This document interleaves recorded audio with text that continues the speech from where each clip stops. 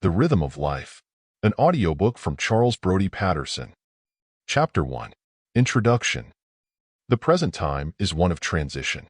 The dogmatism that has pervaded all schools of thought, whether religious or philosophical, scientific or artistic, is passing away before the coming of a new order that is an expanding as well as a modifying factor, a new order that has come to fulfill, but not to destroy anything that is in any way vital to life.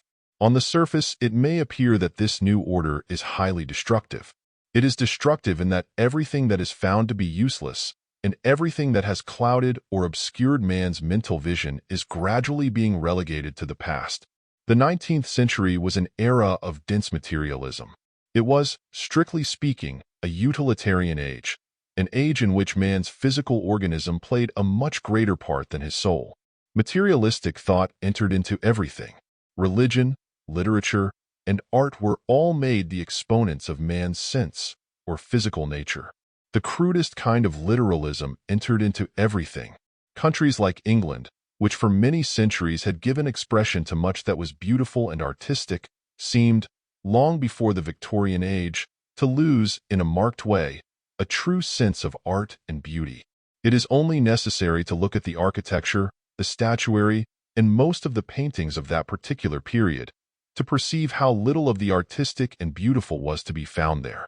Only a few master minds, poets, and painters held aloft the banner of idealism and beauty. Rank materialism ruled on every side. Materialism, skepticism, and doubt have ever been and ever will be destructive of all true art. The last 25 years of the 19th century mark the beginning of a change, not only in Europe, but in America as well. Since then, this change has been gradually going on, affecting almost everything in life. But while the old is rapidly passing, it is, as yet, only the springtime of the new, when ideals have not yet taken definite form, so that the whole world today may be said to be filled with unrest and expectation. Great composers and poets, who are the true interpreters of human life, have been among the first to herald the new order. But the sphere of music and poetry is just as much filled with unrest and transition as is any other condition of the world's life. In the music of today, there is the search after something that has not yet been attained, which is evidenced by the increased use of chromatics, changes of modulation, and hitherto unheard of departures in time and rhythm. Quite a number of modern composers have introduced chromatics into their music in what would seem to be an excessive way. But it is very doubtful whether they have added anything of real beauty or charm to it by so doing. It seems to me rather to point to a desire for something that has not been fully expressed in music, something that will be expressed in a better way, possibly, without the undue use of chromatics. Certainly, there is very little of the higher and sweeter thought of life expressed through their use. More frequently, chromatics are used to express sorrow or anger, or, I might say, the stress of man's superficial nature. Too often the effect is to take from, rather than add to, the beauty or the strength of music. There is in its use too much of what I might call unreal sentiment, and more or less of gloomy foreboding, and the mysterious elements of life. Its present use may be indicative of the unrest and warfare that prevail throughout the civilized world. To me, it would seem as though the composer were striving after effects through the excessive use of chromatics in his music, just as much as many people in other departments of life are striving after effects that have little value or true relation to real expression. Within the last few years, many Russian composers have come to the fore, and they have put into their music the unrest of the great Russian nation, the pathos of the slavery of its people, and something of a desire, too, for greater freedom. Much of their music is written in the minor keys. It lacks that triumphant sound that comes to the composers who write for a free and enlightened people. The music is wonderful as an expression of human feeling, but in its undertone, you find the sadness and the struggle of life.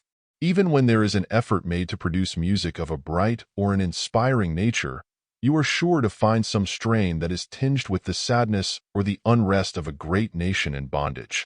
At present in France, there has come into vogue what, by many, is considered a new school of music, of which Debussy may be said to be the founder or chief representative.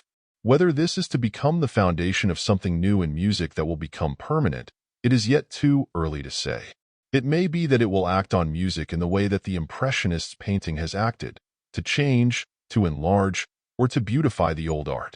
While one may get from it a certain kind of intellectual and psychic stimulus, still it does not seem to be, as yet, of a full, soul-satisfying nature.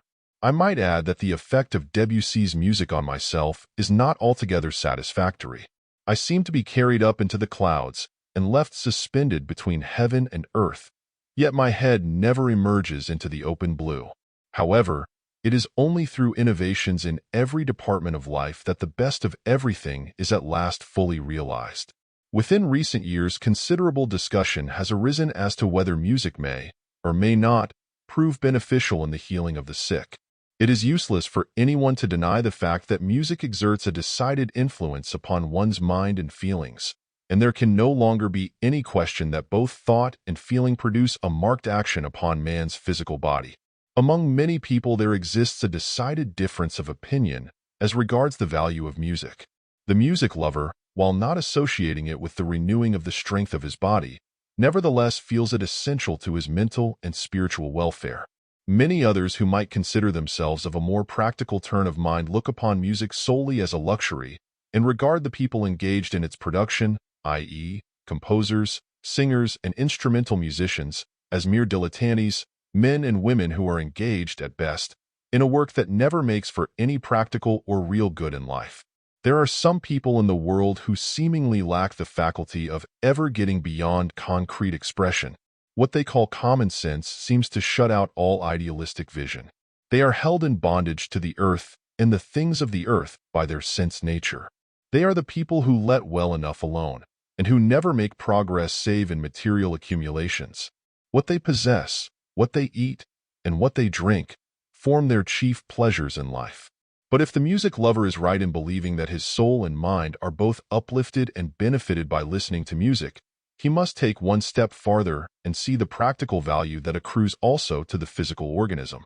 When he is able to do this, music will no longer need its defenders, because if music can be made of value in the healing of the sick and the overcoming of mental and physical pain, then the most so-called practical man will seek its aid as ardently as the lover of music.